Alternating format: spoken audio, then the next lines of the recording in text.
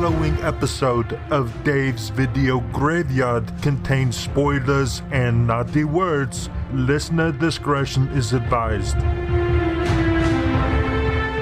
Have you ever bought or rented a videotape that wasn't quite right? It may have been a pirate copy. Ratings advice. Use it. It's on every... We're going streaking! Dave's Video Graveyard. That guy in little clothes. At no point in your rambling, incoherent response were you even close to anything that could be considered a rational thought. I'm not a smart man. Shut up! One tubby. What's wrong with him? My first thought would be alive. Why so serious? Wise man say forgiveness is divine, but never pay full price for late pizza. Hail to the king, baby. Hey, Mom! The meatloaf! We want it now! The meatloaf! Of all the radio shows in the world, this is definitely one of them. Dave's Video Graveyard on 100.5 WOWFM. Okay, you people sit tight, hold the fort, and keep the home fires burning. And if we're not back by dawn, call the president. It is 100.5 WOWFM, Dave's Video Graveyard for your Monday night. A pleasure to be with you, whatever you may be doing. Joining me this evening, of all the co-hosts I've had, she is also definitely one of them. I'm joined by Casey. Casey, how are you? Pretty good. I've had a good day so far, and now I'm here, so it might go downhill, but... You know. Now, we are a movie show, and it is Oscars Day. It is. And I have to tell you, given the world the way it was in 2020... I don't know or have seen any of the movies that they talked about. I don't know any of the movies. It was like, honestly, a list. You could have swapped this year's nominations. Yeah. To me, you could have swapped it with like the race 5 at Randwick. And I would have been like, oh, I think, Ghost's Goat will definitely win the Oscar this year. So I knew none of these movies. And more importantly, I just didn't care. Yeah, it was a bit like that. Was there anything there that meant anything to you? I don't know any of the films. I really don't. Other than like the passing of Chadwick Boseman, who passed away and was nominated but didn't win. Other than that, I'm like, I don't know which ones are the actors and which ones are the movies. Like, this is the weirdest year of film for me. It was a bit. Because I spent the entire of 2020 rewatching movies from the 90s. Oh, yeah, so I was like, I wonder if Demolition Man's going to get an Oscar this year. Sadly, it did not. I went back to Demolition Man last week and it was very fun. Yeah, as you remember from my messages about Taco Bell. Yes, so yes. Oh, what a fantastic movie. Honestly, I finally managed to see the locally shot Mortal Kombat. Yes. And, today at the Toy Fair, there were already toys of that Mortal Kombat without the movie having even been out yet. Well, as much as my tongue is tied because I've had too many people involved with the movie on Dave's Video Graveyard, I'll just say it's definitely a movie. Like the baker that's close to your house, because they're not necessarily the best, but they're local. Yes. That's why I think it's a good movie. All right. That mentality. But it is quite funny to see, like, the character of Jax is getting chased by Sub-Zero through the streets in a four-wheel drive. And you recognise the street. And it's just Port Adelaide. It's just particularly the Bad Boy Bubby Street. I was just going to say Bad Boy Bubby. Yeah. It's the Bad Boy Bubby Street. Josh Lawson, the Aussie in the movie, absolutely steals it. And I actually can't wait for you to see the film, Casey, because... You're just being biased. Not am I just being biased. You will know, because we are very similar people. No character in film ever, outside of like Welcome to Whoop Whoop, is going to remind you more of one of your family members than Kano. Okay. Because he is the biggest Aussie idiot you'll ever meet. Like, he belongs... You know the bar at the start where Crocodile Dundee walks in with the knife and the croc under his arm? Really? Kano would be drinking at that bar as the kind of character that he nails. And he's the best part of the movie by far. Well, but shout out to all our guests that have worked on the movie. It's one of the most movies I saw this weekend. Well, there you go. So there you go. Put that in quotes. Now, this evening, we are joined by a very special guest. It's me. Yeah, it is you. We are joined this evening by a guest that, there's a lot of musos in Adelaide, but this evening we are joined by a man who I haven't, as one of your friends, so you vouch for him, which is... One of my longest and closest friends. Which is very questionable, but we are joined this evening by a guest. We're joined by a guest who decided 1996 rolls around. He watches the movie Mars Attacks. Yeah. And he goes, you know that music that kills all the aliens? That's what I'm going to do. We are joined this evening by Mark Curtis from Mark Curtis and the Flannelettes. Mark, how are you? I'm great. That is the best introduction I've ever received. Oh, fantastic. Yeah, I went and saw that at the cinemas. It was beautiful. I heard that music. I'm like, let's get those aliens. Well, 'cause all those stereotypical metal guys are like, I want to blow some brains and like melt some faces with my metal. Yeah. And you're like, you know what? I've literally seen country music blow up aliens' heads in a movie. It can save the world. It can save the world. It can. So it couldn't save Tom. No, it did save Tom Jones. Sorry, but it's not unusual. It did, yeah. Believe it or not, this evening isn't a celebration of Mars Attacks as much as we would like it to be. It is your guest choice special, and you have chosen 10 of your favourite movies for us. I certainly have, and I got to say, I'm a big movie buff. No, that's a lie. I'm not. He's not buff at all, and I think these are probably 10 movies he has definitely seen, as in like he scraped together 20, perhaps. Definitely movies, and that'd be about it. Yeah, that's it. And you've seen them with your own eyes. I have. I've listened to them. You're like, there's moving picture and sound in some of them, and it's just. How hard was it to make a list of 10 for you? I found it very difficult because I don't know if there's a usual system that people use when they come on the show. Do they pick it chronologically, movies that were important to their personal development? Do they pick it as... You get a mixed bag. You get the... I want to impress everyone and pick the big important movies. Mm-hmm. I want a Schindler's List on there. I want Oscar bait on my list to show everyone that I'm a classy movie fan. Yep. Then you get the people like Casey or myself if I ever make my list, where it's like, I'm going to have 2001's Bubble Boy with Jake Gyllenhaal right up there in my list. So it's more so we get to know you through your 10 movie choices. Fantastic. So it should be quite interesting. Now, something that we usually start off with, and I usually have it open on my phone because I am a professional, it's a bit of a what would you rather when it comes to movies. So let's find it. All right, be prepared to give me some context in case I don't know the film movie you're talking about. Righty. So would you rather Harry Potter or Star Wars? Harry Potter. Did you see his eyes glaze over there? I did. I did. Oh, I'm not going to say what I can't say. I'm not going to say the sentence you're never allowed to say to anyone. That's it. Let's just say Harry Potter.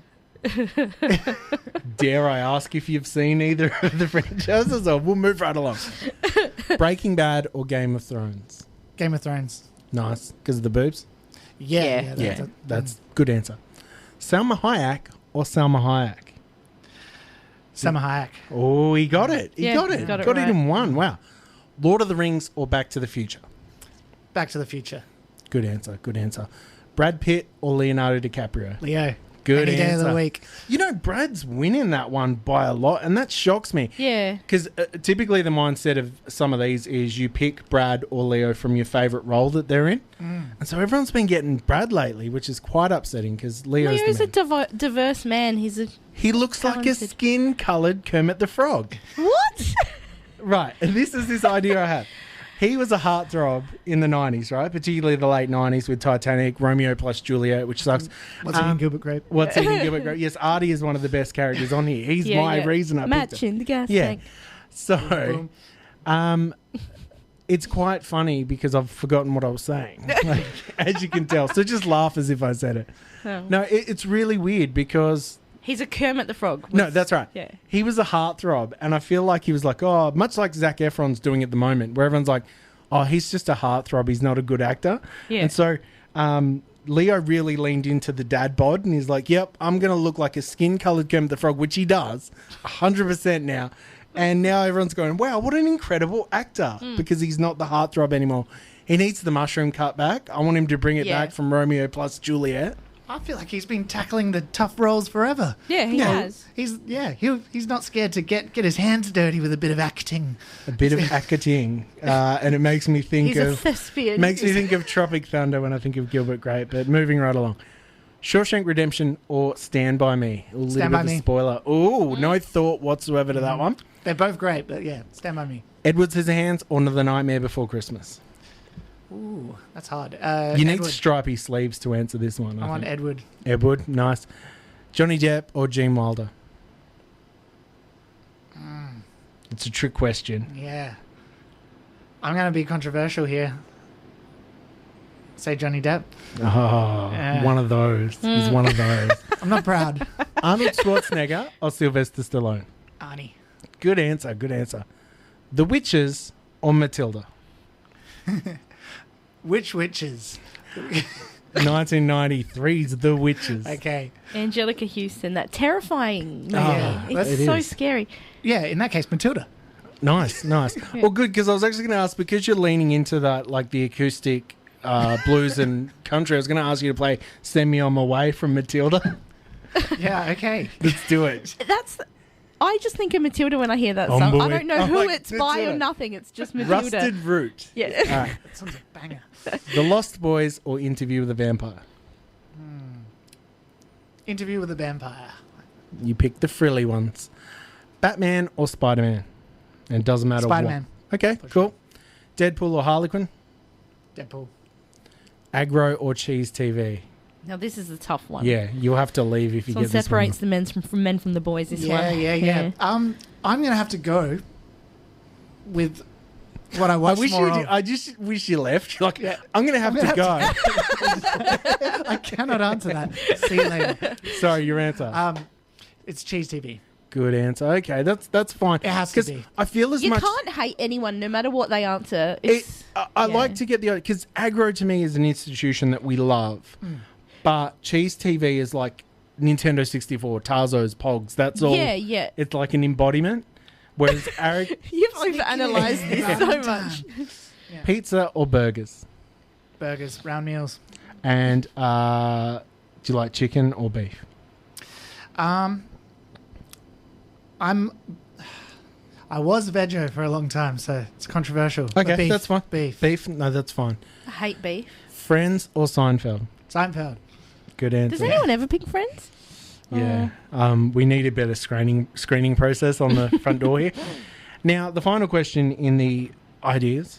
You have to pick one movie that you make the entire world watch. What would it be? Screeched, Saved by the Snow. Oh my God. That's a good Does answer. that count as a movie? That's more of a film. It's a film. It's a film, yes. Yeah. It's Kino, actually. Which is high-class cinema. Kino? Kino is the name for high-class cinema. Oh, really? I'm just picturing the screen of the numbers going on to, like, Kino at the newsagent. Yeah. The character from Ninja Turtles 2, Kino. That's what it refers to, because that is a Pizza classic. Delivery Boy. It is. Geez, this is actually really hard. Because do you punish the entire... It's a lot of power to have. It do is. you punish the entire world? Or do you make them watch Wild Things and then the whole world, the population booms because of Wild Things? So I think everyone needs to revisit Titanic. Titanic? Yeah, to be re-educated to Leo. Yeah. Leo's prowess. And a bit of Kate Winslet's... Yeah. And her assets. Drawing... Also, I feel like the whole world would be a little bit more like my childhood if everyone had just seen Titanic. Yeah, right. You lost a lot of people to the ocean. Seamen. Have you seen? A lot of seamen were lost. Have you seen the Funny or Die skit about if the Titanic didn't sink? No. It just cuts to a rich man opening his car and what happened in the back of my car? Anyway, I think we should kick into a little bit of music this evening before we start the 10. And you're also going to be performing live this evening. Mm-hmm. So that's going to be an experiment in live radio. Good times indeed. Let's get into the music. This is 100.5 WOWFM.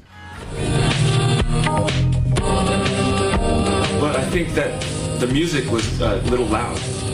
Are you afraid of it? No. I just don't like techno. You would if you had robot ears. All the movies, none of the knowledge. This is Dave's Video Graveyard on 100.5 WOWFM. I hate your face. Did you say something? It is Dave's Video Graveyard for your Monday night. Whatever you may be doing, don't forget you can join in the conversation and let Mark and Casey know everywhere this evening that they go wrong. You can simply jump on Dave's Video Graveyard on WOWFM, whether it be Facebook, Twitter or Instagram, and be sure to fact check us because that's what people that love movies love to hear, is where they've gone wrong. Yep. Any names we get wrong, any movie facts that we make up, if we want to hear about anything, Jamie, just send us the answer. That is quickly, it. Jamie otherwise is we'll get the the man. hate mail. He nailed last week. Like every time I got tongue-tied, he fixed it. And he was fact-checking. He also did it the week that we did the 1995. Yes. But I didn't open my phone that whole night. I didn't see it because that comes on the pages thing and you don't get it. Yeah. So at the end of the night, I was like, there was like 90 times when I could have been correct by reading what Jamie had said. So shout out to Jamie, the most important member of DVG. Now, at the other end of the scale is tonight's guest, Mark, the least important member. Yeah. You have been making a little bit more music. For those who don't know, you are an artist. I'm an artist, yes. An artiste, and not of the sandwich variety. I'm an artisan music creator. Music creator. You've been working on some new stuff. I certainly have been. I actually spent all of last year giving birth to songs.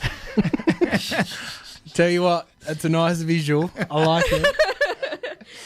I'm picturing lots of oversized quavers. Like just boop. Yep. So what did you push out for us? Yeah, well, country music actually. No, my band and I, Mark Curtis and the Flannelettes, we've been we locked ourselves away and came up with about 12 odd songs. Well, yeah, very odd songs. Sounds like a roller derby team a little bit. Yeah. Does it? The Flannelettes. Oh, okay. Yeah, I thought you meant 12 odd songs. Yeah. Well, here comes 12 odd songs. So may I take an educated guess and say there's 12 songs on it? Yeah, something like that. Nice. Yeah. 12 odd. Any of them reworks of anything that you had, or you just started from scratch? No, that a lot of them are songs that have been around in some form or another, and then you kind of... You polished them. Polish them up. Yeah, that's right. Kind of. This can't go out to dinner looking like this. You need to kind of change a word here, add a chorus there. Give it a bit of a birthday here. Yeah, remove 7 minutes of guitar solo there. Now, what about lineup changes and stuff? Because obviously you do a lot of the stuff on your own, but you have employed the services of a lineup. That is right. And just taking a look at the way things are now, and the first thing I noticed was... Oh, it's a lady. If you are referring to... I'm talking about you. I'm sorry. I thought you were a lady. You're a very handsome lady. I've grown out my hair again. So, yeah, I've had long hair for a very long time. It's longer now, like the last year you haven't cut it. That's because of COVID, you see. Yeah. And I know you must hear it weekly, but we have to talk about the elephant in the room. You look so much... My name's Casey. You look so much like the singer of Monster Magnet. It's not funny. Monster Magnet, yeah. I've never gotten that one before. Yeah, no, I'm joking. Yeah. Everyone knows it's somewhat of a stigma that you look like Dave Grohl, and I must say nothing but kudos for what you did when Foo Fighters were playing in Adelaide. Thank you very much. Would you like to share that story with our guest? I would love to. I'd never get sick of talking about this. So, for anyone who sees me out in town, come ask me about it. No one ever does. Last time the Foo Fighters were in town, I just played a gig with some of my friends. Shout out Crafty and Jacob. And we were talking about how funny it would be if we were to hire a limo and drive around the entertainment centre and trick people into thinking that I was Dave Grohl. And so the Foo Fighters came to town. They went ahead and did it. And they're like, hey, you actually keen? You'll do it? And I'm like, yeah, man. I'll put my money where my mouth is. Yep. So long as I don't have to put my money where the limo is. I'll put other people's money where my mouth is. Yeah. Yeah, so You put the glasses on? Yeah, we put the aviators on. I borrowed a denim jacket. I just kind of tried to channel Dave Grohl as a spirit animal kind of thing, tried to hone into what he might be thinking. Some people sort of fell for it without noticing that you're like 20 years younger than him. No, they didn't notice it. Well, they probably think, I haven't seen him in real life. He's probably... He's he looks way really better. well, yeah. Yeah. Oh, thank you. Oh, geez. I tell you what, when it got onto... I'm skipping ahead here, but when it got picked up as a news story and I became open to the slings and arrows, people were not so kind about not looking like Dave Grohl. I was going to say, though, I did read the same article you're speaking of, and you padded it very well because you were so humble, because you're like, felt pretty bad after I did it. Well, it's true. Like, that's pretty good, because I would be the opposite, where I'd be like, oh, you're my biggest fan. Give me your wallet. Give me your pie you're eating. One of my friends actually came up with the best one-liner. It was the one that was in that one. He said that, like, you should just tell them that you're going around spreading Dave Grohl cheer, like a Santa Claus would going down. I did love that in line. It's just when like Dave Grohl can't be there in person. They send in the shop. You're the shopping mall, Dave Grohl. Yeah. Good times. What do you think of the Foo Fighters beyond the stigma that follows you around? I have a lot of respect for the Foo Fighters and Dave Grohl. Yep. I am not the biggest fan in the world of everything they put out, but you can't go past the colour and the shape. It's a 100%. fantastic album. And I like a lot of their songs. They're kind of like a guilty pleasure kind of thing. If a banger comes on, I'm like, that's a banger. But yeah, they're not the kind of band that I sit down and listen to and every single thing that they put out. Yeah. In saying that, I know this is sacrilege, but because I listen to a lot of the station with the M's in it and ICP and the M's is what I'm into. I like letters I like bands I can spell, so I'm cut down to only liking the 3 M's and ICP. But I would pick listening to the Foo Fighters over Eddie Vedder and the Sour Boys any day. Yeah. Well, it depends what era. Which is everything. That's every era. If Eddie's got his acoustic guitar, no and thank you. Okay. Just I'll listen to 10 about a million times in the 90s, but that's where the love started. And when he did the cover of Last Kiss. Mwah, chicks dug it. So that was you in. You're like, I've got it on CD single. Oh. Hey, girls. Yep. I did really well, if I do say so myself. For that song? No. Having a single. Did you see the guy that got arrested outside? Like, he wouldn't leave us alone. Yeah, he keeps playing Last Kiss on a boombox outside my house. Anyway, this is a high fidelity quiz, named so because it was stolen from WOWFM's High Fidelity. What was your local video store growing up? It was Atlantic Video. Yes, my favourite. That was my local too. It was the best. And it held out a long time too. It really did. It was one of the last. Yeah. Yeah. Awesome. And pretend you're 10 years old. Mm-hmm. What's your favourite TV show? When I was 10, it may have been... Rumhold of the Bailey. I knew it. I read it on your face. Oh, I did think about this one earlier, and I can only remember what I liked when I was a little younger than 10. It's fine. It's fine. What age are you at what year are you in at 10? Let's just say your formative year. I know what it was, actually. What was it? Yes, it was Full Frontal. Oh, yeah. Full Frontal was my favourite show. Answer. I was just old enough to be allowed to, convince my mum to stay up and watch it. Were you like us, where you'd go to school the next day and do the Poiter sketches and stuff for everyone? Yeah. Awesome. Favourite ice cream? They had a Streets Picnic ice cream that was like a cornetto, but it had caramel in the middle. If I remember correctly, the advert for it had like a spin-off, like a kind of spoof of Get Smart. Yeah, probably. Yeah. Like, I'll take your word for it. It's hitting off the eating nostalgia. a picnic. And he was like, yeah. Oh, yeah. Something like that. I don't know what they actually said, but it was that kind of vibe. Picnic ice cream. It was delicious. Favourite drunk food? That would have to be... Foo toss, the foo maker? Yeah. When I talk about it. Probably burgers. Burgers? Yeah. Nice. And what was your favourite book as a kid? He still can't read. Yeah, I wasn't big on books. Your books are books. I think... Where's Wally is a book. Where do I come from? Yeah. How my body works. Yeah, I've got that. They were good books, yeah. They were. Yeah. Because I like looking at the naughty bits. Yeah. Same. Still do. All right, well, what about favourite toy? That would have been my PlayStation then. Does that count as a toy? That's perfect. Great answer. Actors or actresses that go on your Mount Rushmore? Okay, this one's tough. I would say Leo. Leo's Nice. on there.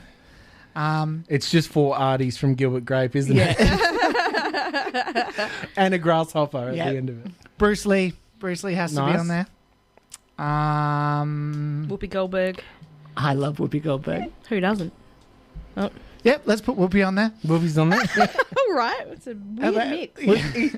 I'm sensing a path of least Jamie's resistance. just sent us the ad for the picnic ice cream. by the way. See? That's why Jamie is the legend that Let's he see is. how close I was. We'll watch it next I won't play it Yeah, because okay. we don't know. Not station sponsor picnic ice cream.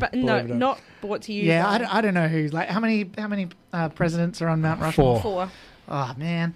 And Salma Hayek's chest. Okay. For the other two. On every head.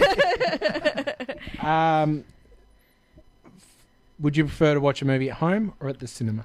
The cinema. Good answer. And your food of choice when you're there? Would be popcorn. Good answer. Which fictional character do you relate to the most? Yeah, that's probably Widget the World Watcher. Good answer. Very good answer. Who would play you in your biopic? I didn't look up his name, but he's the guy. He's the guy that was in what was that movie? Was it called like Marriage That guy Story from or that something? thing. Adam Driver. Yeah, So I think- Kylo Ren. Yeah, totally. I see it. Kylo Ren, yeah, I can see it. Yeah. Yeah. And what would be the main title song to your biopic? It would be No Rain by Blind Melon. Wow, nice. Do you need an overweight kid to dance as a bumblebee? Because I could do it. You're hired. Nice. Which movie freaked you out as a kid? I'm gonna say. It was Bloodsport. Yeah, we were talking about that in the car. Yeah, but funny story about that. When I lived on a court, right, and there was a kid who was a little Was bit the older. judge really angry? Order. Yes, one of my friends lived across the road. He was a couple of years older than me, and he told me about this movie. We were like well into our martial arts films. He's like, "You got to see this movie," but there's this bit that's real freaky. And then he told me about the knee bone thing. Yeah. And when it got to that bit of the movie, he told me when to stop looking, and I didn't look, and then it made it so much worse because now it It built it up as something. Wow. And so I was like, kind of like I couldn't watch it. And plus, and also when the kind of like what's the African-ish guy? Was it like kind of he gets squeezed or something? Yeah. That kind of was. It's a very brutal movie. I felt really bad for that guy. Like I was like, oh shit, I don't know if I'm sorry.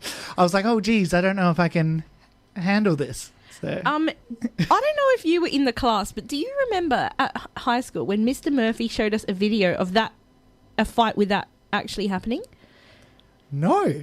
And it was because that grossed me out so much. Like a real video? A real video of a kickboxing match where somebody did snap their knee and their leg went in backwards. Oh, yeah. I thought you meant someone bear hugged someone until their back broke. The knee, yeah. But, like, I was repulsed by that. Yeah, I have seen those videos. Yeah, there's one of... I was really into wrestling as well when I was growing up. There's one of Sid Vicious. Yes. Jumping off of the top rope. And He's wearing... And he snaps his leg. He's got knee-high boots and it's just like a sock of meat. Yeah, it's real brutal. No. Yeah. All right, moving right along. If you could reboot any of your childhood properties that you loved that didn't get a reboot, what would it be? It's a live-action violent Raggy Dolls, isn't it? Yes. Let's get the Raggy Dolls going. Yeah, I'm going to take Raggy Dolls. They're all heavily deformed. I'm going with the path of least resistance as well. Oh wait, maybe Johnson and Friends. Lovely. Oh yeah. I'm all for it. But like moved on, like kind of they're washed up. They're like they're kind of sad. It's like gritty kind of. And because it's gritty, Diesel actually does run people over all the time. He's a murderous truck. I love it. If you could drive one vehicle from any movie, what would it be? Any of them. A car. I can't drive.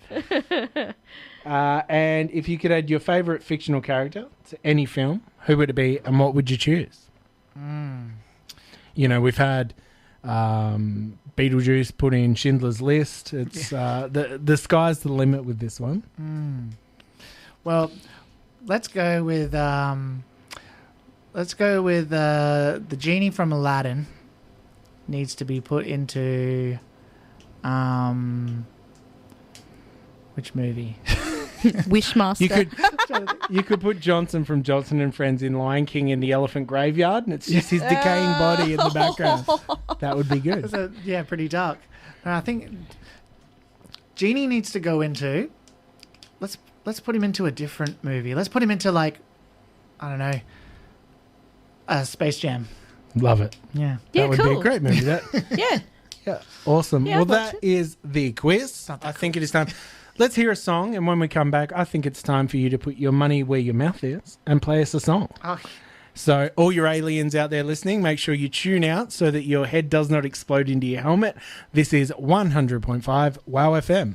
It is 100.5 WOW FM. Dave's Video Graveyard. It is a guest choice special for Mark Curtis from Mark Curtis and the Flannelettes. And for the very first time in the history of mankind, I have a live musical performance here on DVG.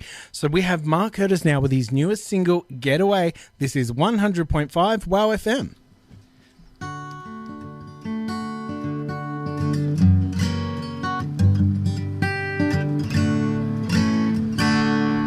You got your ideal life.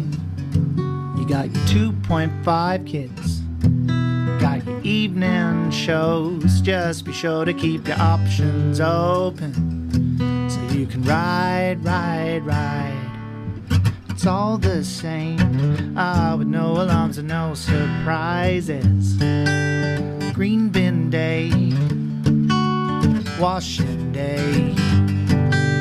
Polly with the kettle, hands you cannot settle, burned it on the metal. Oh my God, dreams that turn electric, pulls the do not touch switch, Adam with the matchstick. Heard you riding and you won't stay.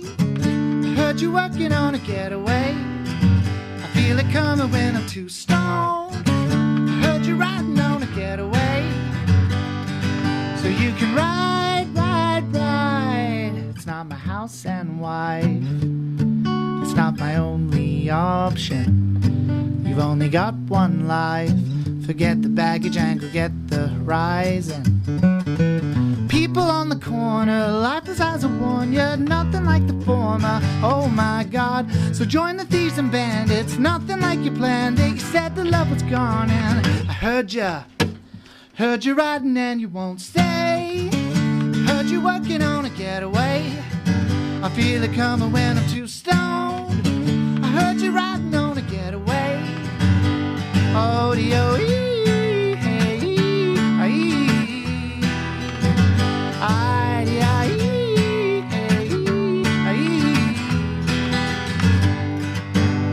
Railroad Bill, so mean and so bad. He whooped his mama, shot around at his dad. Railroad Bill, mean and so bad. He whooped his mama, shot around at his dad. And you love him. You love him. You love him. Ooh, heard you riding and you won't stay. Heard you working on a getaway.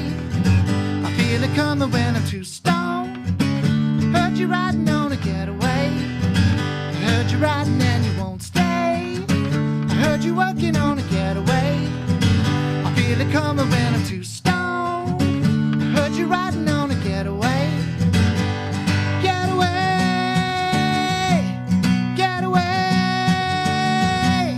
getaway, getaway, getaway.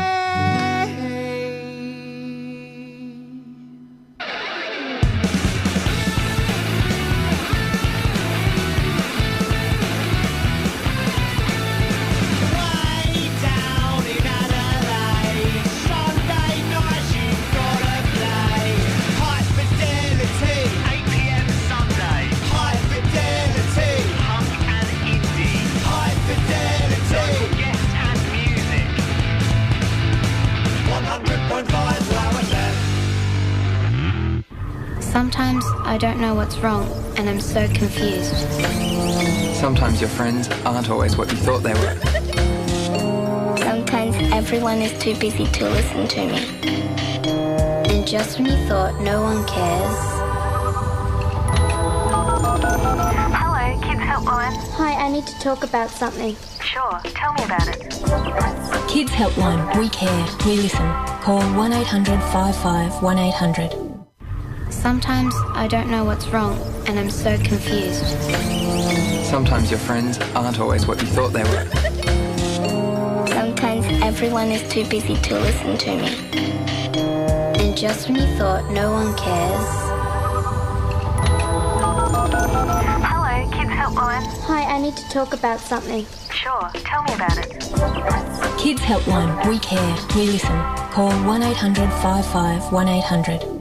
It is Dave's Video Graveyard as we continue the guest choice special of Mark Curtis. Now, he's about to place another live song. This is the amazing sequel to his very successful song, Y3. This is the sequel to that. This is What For. You're listening to Dave's Video Graveyard. How 5.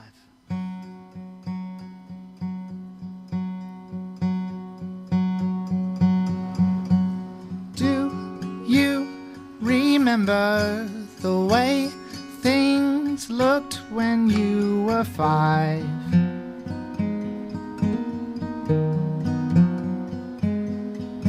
On tiled floors of white and cracked pieces behind the door. If I time it right, I'd change the lights that dance into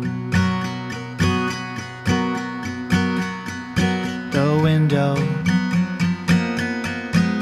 at my Nana's house. The traffic just beyond the hillside. There's no way roller blinds could stop me. It's just before you find me.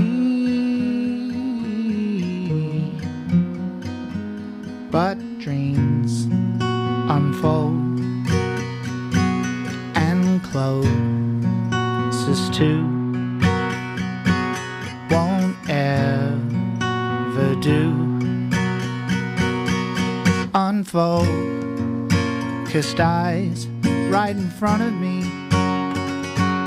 Lost words in a dance with my memories. Over what for? Over what for?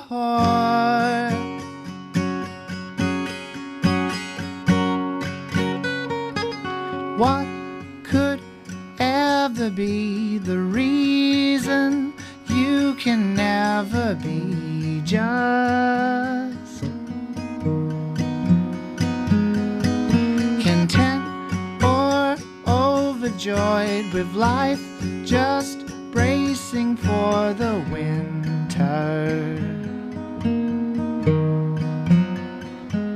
But time, it goes right by your nose.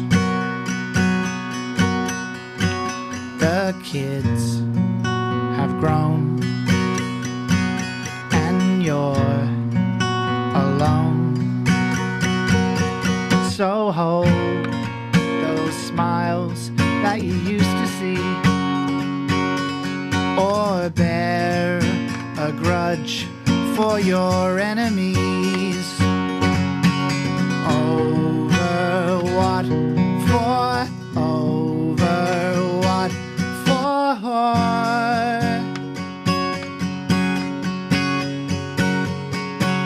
Oh, over what for? Over what for?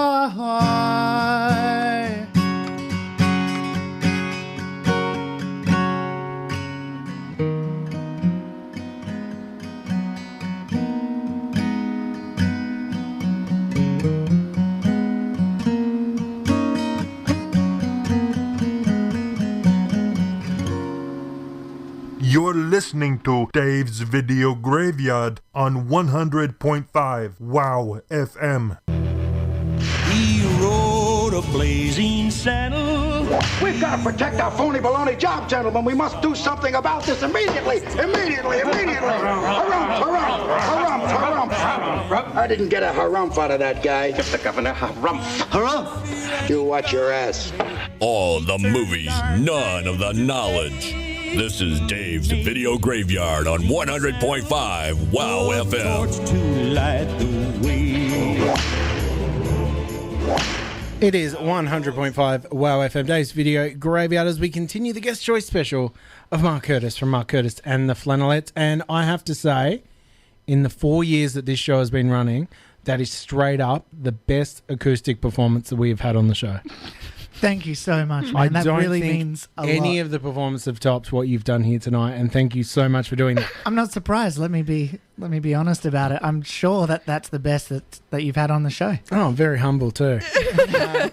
Now, speaking of humble, what have you got going on with your new single, Get Out? Get Out? Getaway. It's like it's a cover of the Rack Off. That was a statement. I got so bored of you halfway through that I was like, just get out. Just leave. Get away. The Katrina Roundtree travel show. I was going to say, this is an ode to Ernie Dingo and his work on Getaway, is it not? That is exactly right. Yeah, gotta get away. Get away. You a Dermy man or an Ernie man? I don't know what the first thing you said. Yeah, what Dermot Burton. Oh. The footy guy that always got to go to the Gold Coast. You cannot top Ernie Dingo. Ernie, I know. of course. Even That's try not and even compare. a question. Yeah.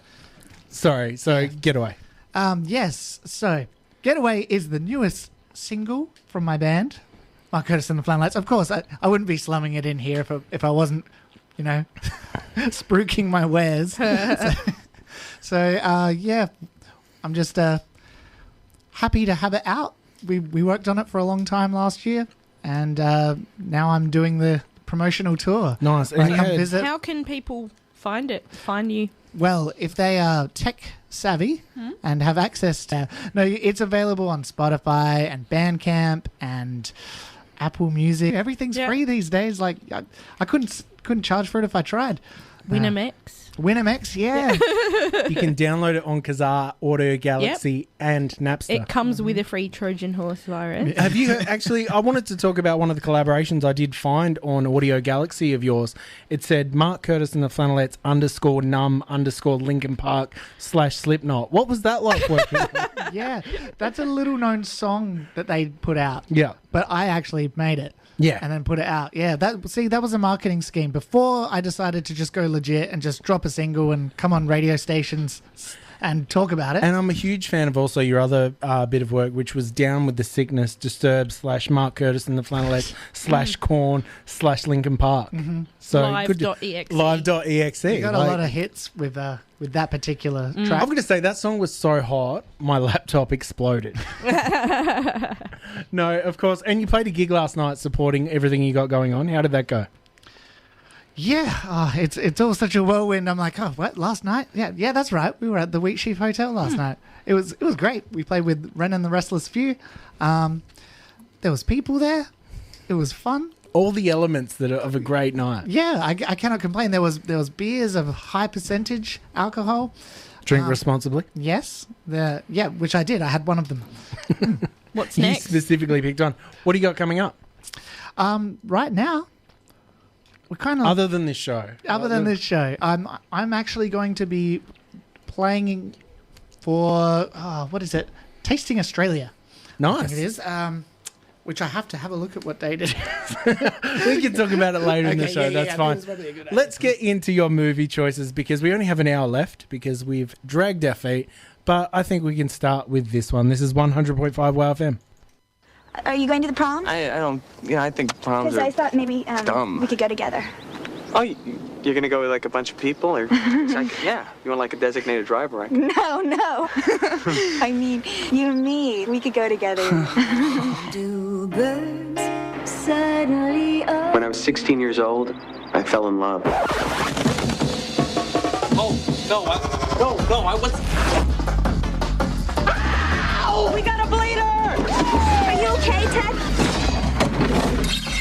It was definitely love about Mary again. I mean, crushes don't last for 13 years, right? He couldn't help it. Hi, it's Ted. I haven't seen you since Senior prom. How's everything? Oh, that's fine. Strong like bull. And he couldn't explain it. You hired me to find your girl, and I did. And then the truth is, I started to like her. Because there's something about Mary. She's still a fox. Mary's a fox. She's a fox. I want a guy who can play 36 holes and still have enough energy to take me and my brother to a ball game. This year, It's too bad you don't live here, Ted. 20th Century Fox presents If Puppy likes him, then you got yourself a keeper. I'll slip that pooch a special treat. He doesn't like anybody. He never usually likes guys. a new comedy. Come on, boy. From the Fairley Brothers, directors of Dumb and Dumber and Kingpin. Would you like a little clam dip, doll? Whatever. Cameron Diaz, Matt Dillon, Ben Stiller. You okay? What the hell is wrong with you? All right? There's something about Mary. Are you the little guy making all that big noise? Huh?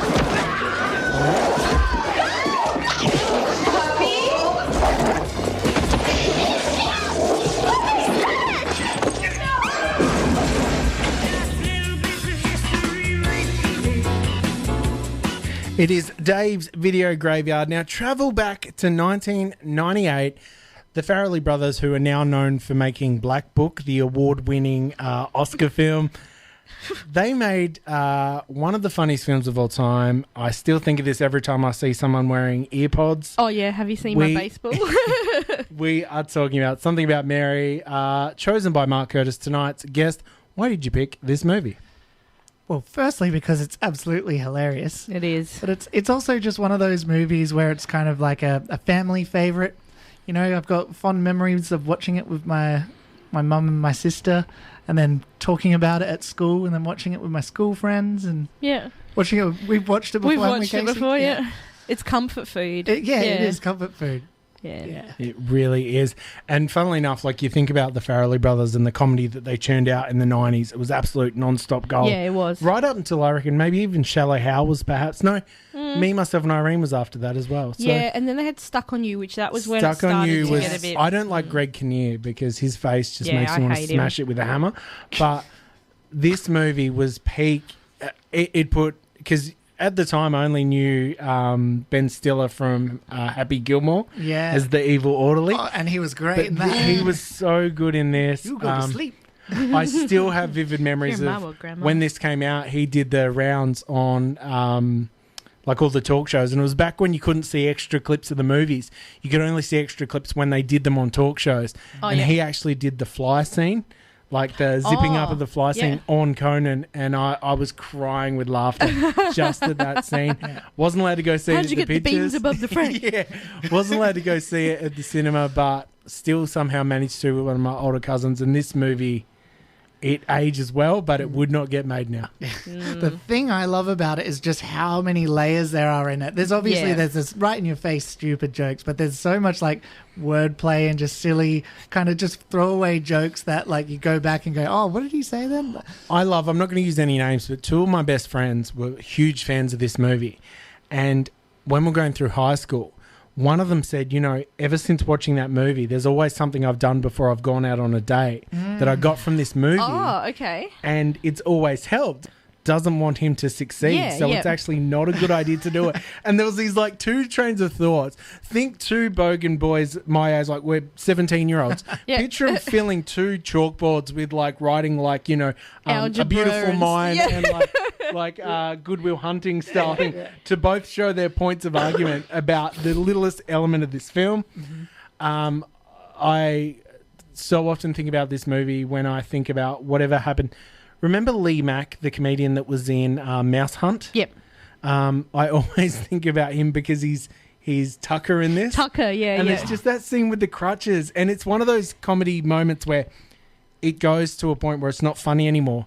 but then it keeps going to the point where it gets funny again, and it's just the weirdest thing. My favorite Lee Evans, apparently. Lee Evans, sorry. Thank you, Lee Jamie. Mack was from the sketch show, right? Lee Mack was from the sketch show, yeah. I loved how at the... Well, spoilers, right? Spoilers, Yeah. okay. Yeah. I love how as soon as they blow his cover as the pizza guy, he goes from speaking like this, man. Then he's like, I love her, man. Like, and then you can only talk like that for the rest of the movie. It's so funny, just that. And I think that little touch. This movie also, I think... Not 6 minute abs? Other rooms. As much as I used to love The Outsiders when I was younger, I still think this is the first time that Matt Dillon resonated with me. And I still hate him in things now because of the character he played. He's always a slimeball because of this. I love how sleazy he is. He's great. Funnily enough, this movie made me want to get my teeth cleft because I was like, oh, you can get veneers and they look that good. Then revisiting, I'm like, oh my God. I like the auntie that's overly tanned. She's the best character. She's the landlord in another movie that we'll be talking about. In fact, I think we should talk about it now. This is WOWFM.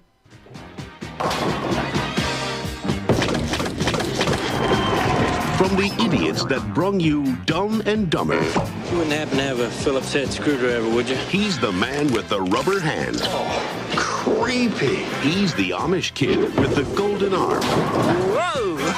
You could be a champion. I'm just not interested. You suck! Now, these two pinheads will teach each other And you just feel it. Oh. about life in the fast lane. You're about to embark on a great adventure. Does anyone else want one? I'll take a couple jugs.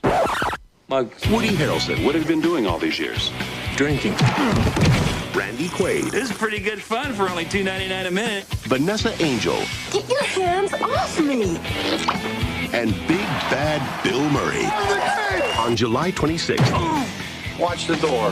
Get your mind in the gutter. I will pay you $1 million to sleep with your friend here. Kingpin.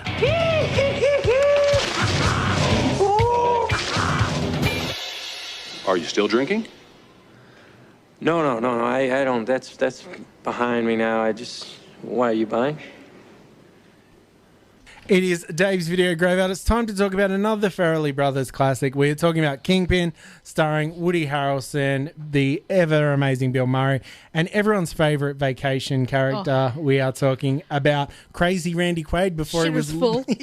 Before he was literally crazy in real life. This movie is I'd say an underrated classic because everyone that's seen it loves it, but it doesn't feel like everyone brings it up or remembers it. Did it bomb? I get the feeling it bombed when it came out because I remember it having a big kind of build up in the media when what I thought was the media when I was a kid. Yeah. It's on TV. It had a lot of adverts. Okay. Social media. It was a pop up on ICQ. You're like, yes.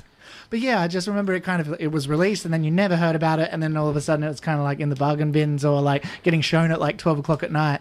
Yeah, and I think definitely. I'm like, it was a late night. It was made... like those movies that would have a 2-pack and it would be like something about Mary and this and you'd be like, that's the shit one. But it was really made for $25 million. It made $32 million. So if you account for all the advertising stuff, it would have bombed for sure. Yeah. But surely it made it back on home rental because this was...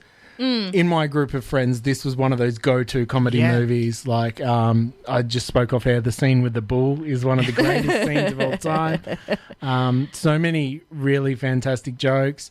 And I loved, it kindled a friendship between Woody Harrelson and Bill Murray in real life, which they revisited in Zombieland. This movie, is underrated. The landlord is so gross. I think you shook something loose. Yeah, an upsetting bit. You still owe me another month's rent.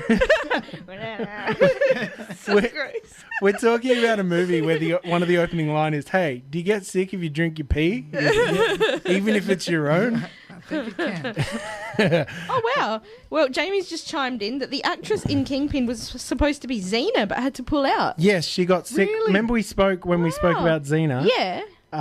She was supposed to be Xena and got sick the week before it started, and Lucy Lawless was called in like the day of to be Xena. Denny, you remember the TV series Weird Science? Yes. That she was in? Yeah. She was the because she is a bargain bin Kelly LeBrock. Yeah, she is. She's a very bargain bin just in general, old Lucy. I don't know. No, I'm not talking about Lucy. Lawless, no. Oh. Lucy's a queen, thank you very much. She's the queen of New Zealand. No, I'm talking about Vanessa Angel from this movie. She's a bargain bin. She's very bargain. Yeah. But I don't know. Lucy bargain? She is. No. How dare you? We need to have a long discussion.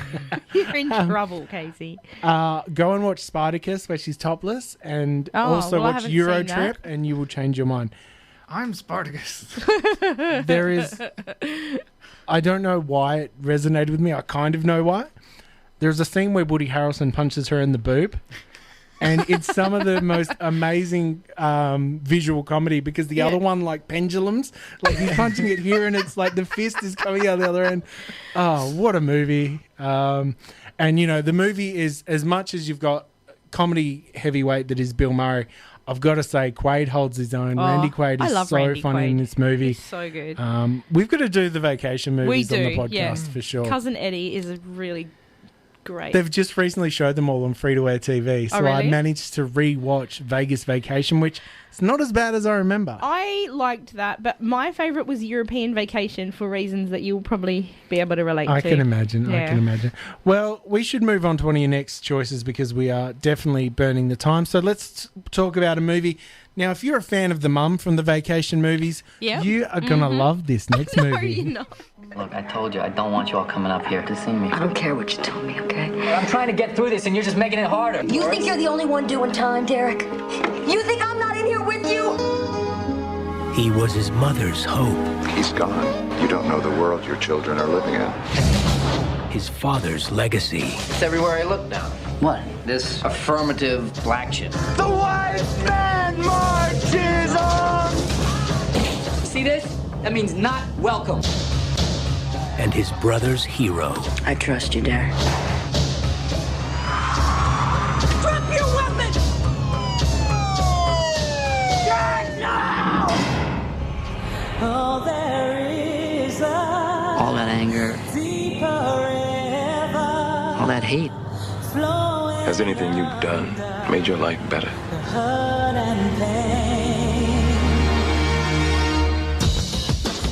Derek Vineyard was released from Chino early this morning. Hey, man, how you doing? Too big to give me a hug? Oh, it's good to see you. Check this out, man. Where'd you get that? What? Well, I came to talk about Danny. He's headed right where you are. What's wrong with you? Let the kid alone. He thinks the joint messed with your mind. Did. I'm asking you to do whatever's in your power. You know what you can do? You can get me shot by a bunch of white boys. I am out, and Danny is out too. And if you come near my family again, I will feed you your heart. What's happening, Dad? I don't think you realize what's been going on here. We are 10 times what we were. They're after you, man. They're gonna come for me. They're gonna come for me. There ain't nothing I can do. Hey, Danny! Danny! His name to a Nazi movie. We're joined by Mark Curtis this evening. American History X. Obviously, you didn't get the point. One of the most gritty movies of the late 90s, featuring Edward Norton in like an amazing performance. You got Edward Furlong in there. He's got no mushroom cuts. I'm not interested. No, I'm not into because it. he needs the hair curtain for him to be good. His voice is broken. It finally has broken. This movie is very powerful. Why did you choose this movie? Well, you kind of answered it there. Like, the reason I chose it is because it's one of those movies that just kind of stuck with me. I was very young. It inspired your chest tattoo, am I wrong? Oh my God. Because you got an American, because you got an American flag tattoo, I meant. I don't have any chest tattoos, Dave. That would have been very silly. No, I went. Well, it's funny that I don't have such tattoo, having gone to the school I went to. Yeah, but yeah, I remember at the time being very young and immature, and kind of hearing people talk about this movie and a particular scene that I know that everyone kind of probably remembers from this that movie. If you were to modern day, you're doing the hashtags for this movie. Curb stomp is the first one you're doing. The sound of just the teeth on the concrete for that 2 seconds still haunts me. Like, it's just in my head forever, that sound. And yeah, and I guess that's why I chose the film, is because it's kind of got a couple of those moments that you just... I haven't seen the movie for a really long time because I don't particularly want to revisit it's a big it. But like the watch, feelings. Yeah, it is. But it's also something that you can always go back to and still feel just as impacted by it. Yeah. And I think that's how Edward Norton chooses his movies, because there's movies like the one where he's on trial for murder and you find out that he's actually multiple personalities. Yeah, yep, I remember. I can't think what it's called. It's got Richard Gere in it. Anyway, that's an incredible movie. Jamie, get on it. There is obviously he did American History X. He did Primal Fear. Primal Fear is the movie. And also around this time he also did The People vs. Larry Flint. Yeah. He picks those roles. Death to Smoochie, which is a movie that I feel like I'm the only person on earth that loves that movie. But this movie is so good. The cast is amazing. It's got Stacey Keach in it, who's like a well-known 80s and like 90s, like one of those fat dude action stars that could be like a Brian Dennehy. But in this movie, he's got his moustache shaved off in the only movie. Yeah. And he's got like a thing going on, and it's a bit much. But this movie... It's got in it as well one of my favouritely typecast chicks, Fairuza Balk. Fairuza Balk as a Nazi girl. She's that same white trash chick in everything she's in. I was going to say, it's just the girlfriend from Billy Madison, but way more racist. You mean Waterboy? Waterboy, sorry. Yeah. Waterboy. Yeah. Really confused. It's the girl from Return to Oz. You mean Sonya from Mortal Kombat? Not Veronica Vaughn, I'm sorry. No. That's Jamie's fault. Where were you on that one, Jamie? Yeah. I got that wrong. But that Veronica Vaughn is one fine piece of ace. Very much so. From experience. Well, let's go to something a lot more lighthearted off of the back of this recommendation. This is Dave's Video Graveyard.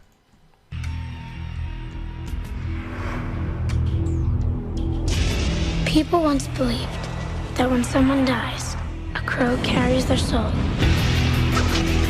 the land of the dead. But sometimes, just sometimes, the crow can bring that soul back to put the wrong things right.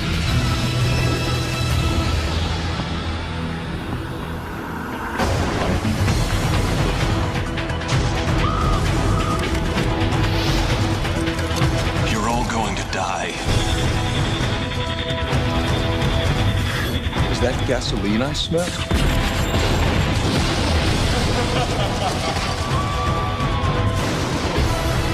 Victims, aren't we all? It is Dave's Video Graveyard. Time to talk about the movie that shot Jason Lee to fame, literally and figuratively. 1994. Jennifer Jason Lee. We are talking about The Crow. Brandon Lee is Brandon Lee. Now, I've never seen this. Is it about the Adelaide Crows? It is. Yes. It is about the mascot. Yeah. And essentially him and his partner get brutally murdered. Okay. But because he's a crow, he is picked up by Tony Modra and brought back to the real world. Okay. At which point he... it's pretty much every movie where the supervillain or the superhero gets murdered and comes back to life and does vengeance. Ghost. Kind of, but if Ghost for goth kids. If Ghost looked like Sting from WCW, then yes, that's okay. Why did you pick Who did it first? The reason I picked this movie is because when I was quite young, like early primary school. Sorry to cut you off. This is The Craft for dudes. Oh, okay, all right, okay. The Crow. It's a craft beer. When I was really young, when I was in primary school, I was obsessed with Bruce Lee and anything kind of... adjacent? Yeah. And so that got me into the horrible movies that Brandon Lee did, like Rapid Fire. Hey, Showdown in Little Tokyo is a timeless classic. Yeah, that's true, actually. Yeah, there's like a couple of worse ones. Anyway, I was kind of like, I was going through I'd go to the movie store and I'd be like, hey, Mum, I just want to hire this. I'd heard of The Crow. I didn't really know. I kind of thought, oh, maybe there might be a couple of fight scenes in it. And I was just kind of like bombed with the first kind of like super dark, like I guess like movie where there's just... Yeah, there's not one bit of daylight in the whole movie. The tone of it's really dark. The themes were quite adult for my age. And I just was like kind of, I guess it affected me. Yep. Yeah. I didn't particularly, I don't know if enjoyment is the right word. I didn't even enjoy it that much, but I knew that it had kind of... it struck a chord with you. Yeah. Well, because also it didn't, stylistically, like quite often I talk about how Blade Runner informed so many science fiction movies in the way they look. The Crow did the same thing for the likes of Buffy. Yeah. Like, there are so many episodes of Buffy where it's like, oh, we get it. You want to look like the Crow. Or then movies like City of Dark City. Dark City. Because that's what I'm picturing yes, it to look a like. lot of that's exactly what a lot of it looks like. Because it was originally a black and white graphic novel, and so they kind of, not to the level of Sin City, but they wanted it to look like a graphic novel. So quite often there'll be like a dark warehouse with all smashed windows, the Crow's sitting there, and there'll be a fire in the distance that lights the scene. And so it stylistically is a fantastic movie. I haven't revisited it for many years, but I do remember one of the last times it was a little bit boring. Yeah. But I remember the first time, much like you say, it blew my mind because it was just so... He's kind of a superhero, but it's still that real gritty, real gothy, and I'm sure that anyone that's ever wanted to wear black lipstick, a little bit of it comes from this movie. Well, I will tell you a story. I won't name any names, but at our high school, it was really rough school. They had a thing where it was dress-up day, and you could dress up, give a gold coin, or you could wear just non-uniform clothes, right? Same thing. So nobody dressed up except for this one kid who dressed fully like the Crow with the face makeup. That's a bit and scary. Everything, the boots, the jacket, and he went full Crow. Wow. And he was the only person all day that was dressed up. And someone else went as the Port Power mascot, and they had a punch-up at lunchtime. Yeah. Showdown. Yeah, that was the regional showdown. Yeah. Ladies and gentlemen, you've just got the origin story of Adelaide's Showdown. Yep. Right here on WOWFM. It is an exclusive. How often do you revisit this one? Maybe every 10 years or 15. Fun fact from Jamie is The Crow and Dark City have the same director, Alex Proyas. Well, there you go. So that This movie explains was a lot. made for $23 million and made over $100 million. And a little bit of that, much like they say, with Heath Ledger in The Dark Knight, because we didn't talk about it, but Jason Lee was accidentally killed. You keep saying Jason Lee. I mean Brandon Lee. Jason Lee was killed on the set of Mallrats. No. Brandon Lee was accidentally killed on the set of this when a gun that was meant to have a blank in it still had the bullet lodged in front of the blank.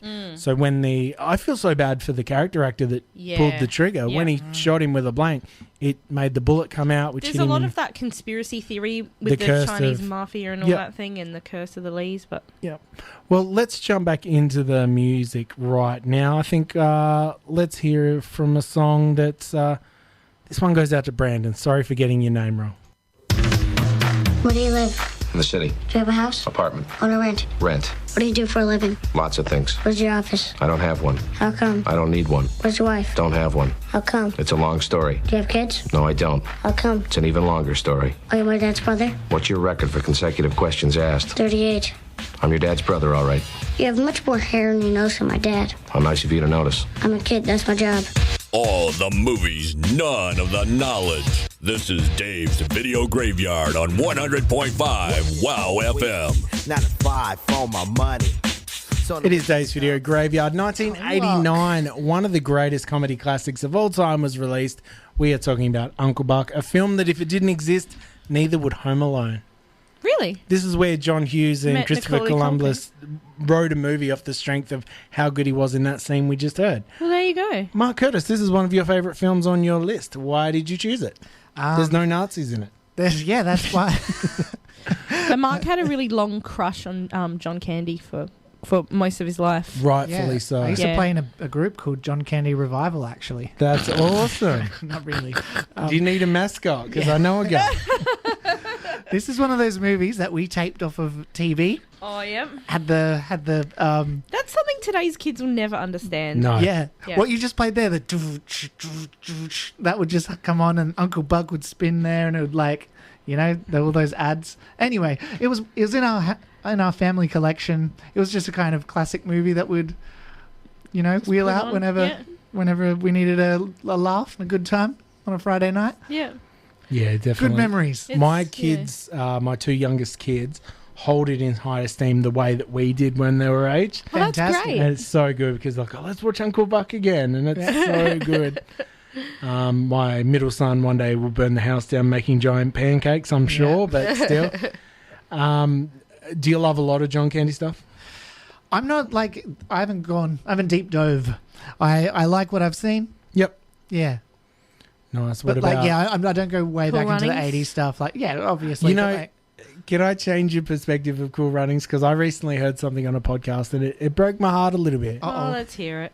Whenever you're watching Cool Runnings, just know that the John Candy you're seeing on screen would die within a month of that scene being shot. He looks very, very unhealthy when you're watching it. But in saying that, because of the way they were released, Canadian Bacon came out after he passed, and he was so dishevelled and looked so unhealthy in that. Yeah. But that was shot a year before Cool Runnings. When I watch Cool Runnings, because I sort of put it on every now and then if I want something in the background, and you're just seeing it and you're reminded of the fact that his death is imminent, really close to that, because he just looks very There's unwell. a bit where he walks back from the toilet and they startle him. That's and the he's bit. Holding his chest. Exactly that bit. And it's art imitating life, sadly. Yeah. But anyway, the enjoyment of Uncle Buck. But Uncle Buck, it's great. Let's go I love back to the the bit high where he watermark. gives that lady a nickel to go into town and get a rat and all that thing off her face. It's great. And the clown. Oh, the clown, yes. Put her there. I love that guy is he's the gas man from Dumb and Dumber and he's the clown from Uncle Buck. You know the guy that's chasing to kill the two main characters of Dumb and Dumber? Yeah. That's the clown. Yeah. Really? Yes. I had no idea. Same actor. I'm sure Jamie can tell us the actor, but same guy.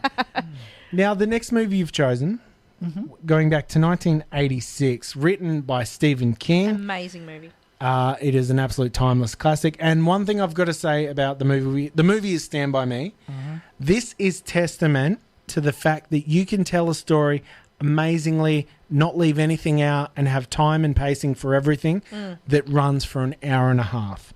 This is my example, because modern movies, to do this, it would be over a 2-hour movie. This is like a mastercraft in, much like I put this in the category with Groundhog Day. It does everything it possibly needs to in a limited runtime. Why did you choose this movie? And don't say because of all the stuff I just said. I do some of your own work. Anything with heart, and this movie has so much heart. It's kind of, I watched it when I was probably the age of the kids. I've revisited it. I get more out of it every time I watch it. I think it's just a beautiful film. And like you said, the pacing, it has got fantastic pacing. Gives you a little bit of space, gives you some breathing room. The stuff happens that makes you go, whoa! And then you have those sweet little moments. And plus, I love Corey Feldman. The Feld Dog is one of the best. Huge fan of both the Coreys for sure. This one feels like, now it's the Shawshank Redemption. This feels like it was on free-to-air TV every 2 weeks when we were growing up. Yeah. I still liked it. I had the video, and I would put it on. And like you said, that you're the same age as the kids, and you're seeing it from a child's point of view. But the more times you watch it growing up, you get more and more out of it, and you're just sort of digesting it through your whole life. I feel like lots of layers. Beautiful art. It really is. It's masterful storytelling. It's sad, but it's heartwarming at the same time, and the way that they find so much in each other's friendship when all their lives are just really a bit shit. You go back and watch it now, and the vibes you get, it's a vibe. The vibe you get from Stand By Me, you can tell that it's definitely from the same pen of the same man that wrote Shawshank Redemption. Because it has those heartstring moments, then it can make you laugh. It's one of those movies, much like a good episode of Scrubs. You can laugh and cry within 5 minutes. Speaking of all-time art house classics and timeless storytelling, 1990, we got Teenage Mutant Ninja Turtles, the movie. Why did you choose this film? This is the first film I remember being really obsessed with. Now, tell me about it. I haven't heard anything about this film. So okay. What's it about? They're turtles? Yeah, they're turtles. And how old are they? They're teenage. And now, how did they become... Or are they not mutant? They've mutated. Do they have any martial arts skills? They do. They actually ninjutsu. Wow. So it's not just a clever title. No. Shitty Beatles. Why'd you choose this movie? I chose this movie because maybe you're seeing a theme here with my crow thing and my Ninja Turtles, but I kind of... Even when I was animals. Yeah, I love animals. I wondered why your next choice was We Bought a Zoo, but it's all making sense now. Which is also a great feel-good film. It's because I didn't know I liked it at the time, but I like the dark cinematography of it. The reason I like it is because when I was a kid, I'm like, oh, it's the Ninja Turtles, it's cool. I liked the fight scenes. I liked the kind of character development of it. When I was a kid, I'm like, yeah, this is cool. This is a cool movie. I like the arc. I like the fight on the roof. Everything, I liked how there was like teenagers that were like, the 90s version of a rebellious teenager with their mohawks and their cigarettes and hats backwards. Yeah, and the kind of happy pants kind of thing. And I'm like, when I grow up, I'm gonna be like. That's like it was almost like what my cousins kind of reminded me of. That kind of that 90s kind of hip hop thing. I still strive for the. You go to the Foot Clan's hideout. That's still the aesthetic coolness that I strive for every day of my adult life. I have a room in my house inspired by that setup. And you've got like a big rat tied up in there? I totally do, but that's something completely different. He calls it his wife, but, Oh. I'm just going to tell her that in front of her next time you're around. Do you know what Casey said about you? One thing that's also cool about the original Turtles movie, and we talked about this on our podcast when we covered Basket Case, dirty New York City was a character in movies back in the day. Like, you cannot fake the production. It was its own character, and much so is it in this film. Yes. I love this movie. And you only get that short reprise when they kind of go out into the... He goes and watches Critters too. Yeah. At the cinema. Right. They go out into the farm and you get a little bit of sunlight. Yes. And then they come back for the final... Just to show that it's not like... No, the cameras are working and the lighting's working. It's a deliberate choice. I love it. I especially love that was pitched as like, kids are really into this thing. These everyone's buying these action figures. They're playing the games. Let's give them the darkest movie we can possibly make. We were talking the other day, and I said that I was really disappointed when I first saw this as a kid, and you got really angry. And it's now I'm realizing why is because the cartoon was so bright and so colourful, and the movie was so dark and gritty. And it was a shock to me as a kid that it was in a sewer, like it looked like a sewer. And the way this movie is done, it was a deliberate choice to do it that way. And then if you watch The Secret of the Ooze, they had to course correct because all the parents got so upset. Yeah, it is. And you watch different, the second movie, it's very bright, but also they do not use their weapons once. It's funny because as a kid, but I was a little girl, I remember liking the second one way more. It's changed now. Liking the second one way more, and it's the aesthetic of it. Whereas now I really do like that first one. It's something I'll put on, at night and watch. But the second one was so much more bright and funny. Yes, they made it for kids. It was the movie version of the cartoon. But the first one was not like the cartoon. It was like a sort of The next movie on choice. Some of those were words. Yep. The next movie you've chosen is from 1989, starring Steve Martin and Diane Wiest. We're talking about Parenthood, directed by Ron Howard. Believe it or not, it was going to be directed by Carl Reiner, but he was busy working on other things at the time. Rob Reiner? Rob Reiner, sorry. Carl's his dad. Oh. His dad that's in Ocean's 12. Oh. So you almost had two Carl Reiner movies on the Rob Reiner's. One of my America's favourite mum, Rob Schneider? Mary Steenburgen. Yes. She's the mum in so many things, but I love her. She's the mum in Step Brothers. She's in Back to the Future 3. She's in Gilbert Grape, wasn't she? Last Man on Earth. The Last Man on Earth. She's in another...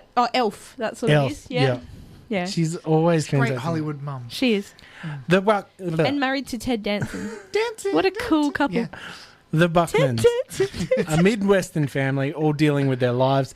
This was like gritty at the time. It was. I loved this when it Directed came by out. Ron Howard. So this is Richie Cunningham himself. Steve Martin's fantastic in this. And I've got to say, this is almost mismarketed because it does seem like a very Uncle Buck-esque movie. And then you watch it like, they made it look this like has a got a lot of adult family themes. comedy, but it wasn't. The brother that wants to grow, wants to... Joaquin. Wants to get rich quick scheme. Oh, wait, no, you're talking about that one. The other brother. The kid with the bag, the lunch bag, and he always goes to his room and he's got the really weird-looking daughter that does the photos with the boyfriend. Keanu Reeves, the boyfriend. Yeah. Ah, what a movie. Why did you choose this? I chose it because it's great. once again, like I said before with the other movie, it's got heart, and that kind of resonates. It's a bunch of stories well told. I like the funny bits are funny, the sad bits are sad. I just feel like it's just really well balanced. It's like a nice soup. And it shows the normalness of families, that not everyone's perfect. It wasn't that. It wasn't that like perfect family. Like, this is how everything should be. And it introduced a young Casey to her favourite song of the time. If you're going into town and your pants are getting brown, diarrhea. Yeah. If you're sitting in a Chevy and your pants are really heavy, diarrhea. What a classic! It is.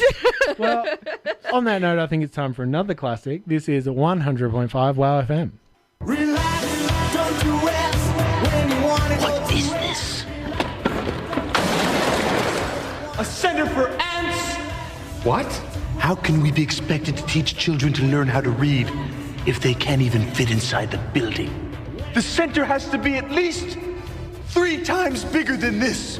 Talking movies on the radio. This is Dave's Video Graveyard on 100.5 WOW FM.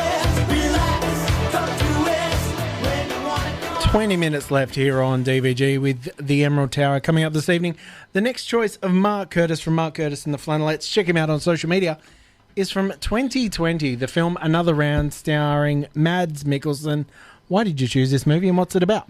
I chose this movie because it was the last movie I went and saw at the cinemas that I just really enjoyed. So I kind of went back through my brain to be like, wow, what are really great movies that I've seen recently? And this is the most recent really great movie I've seen.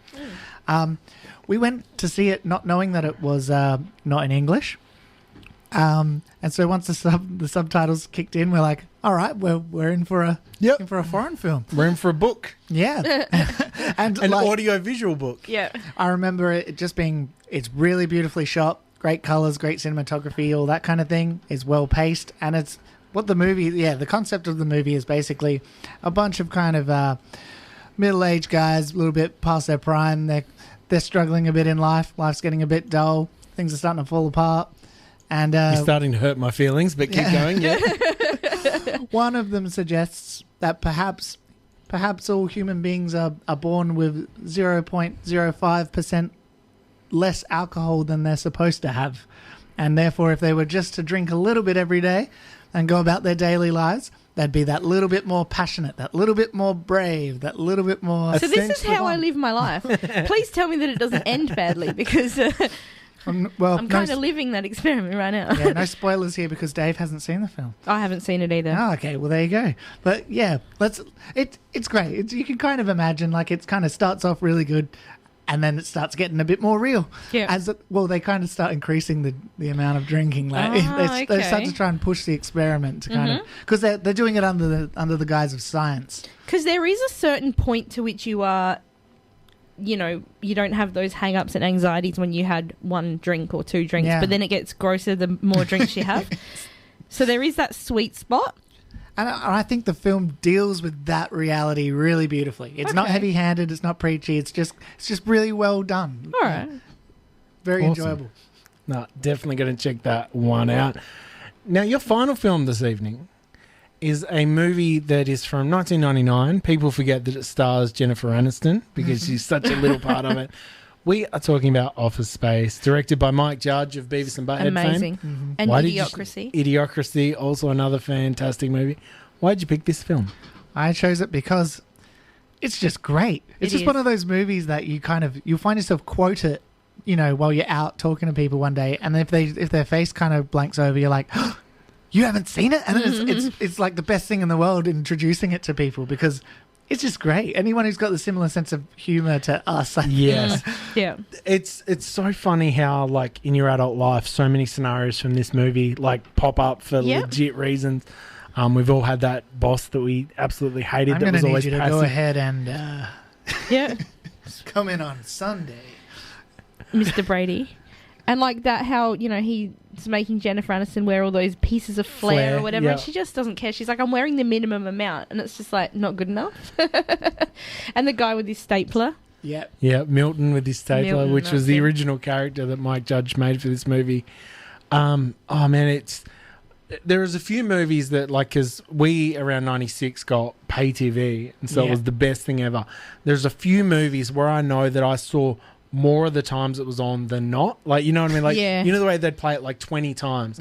I reckon Office Space is one of those movies where I saw it the first time, hated it, but still watched it like 15 of those 20 times, and it's just an absolute classic.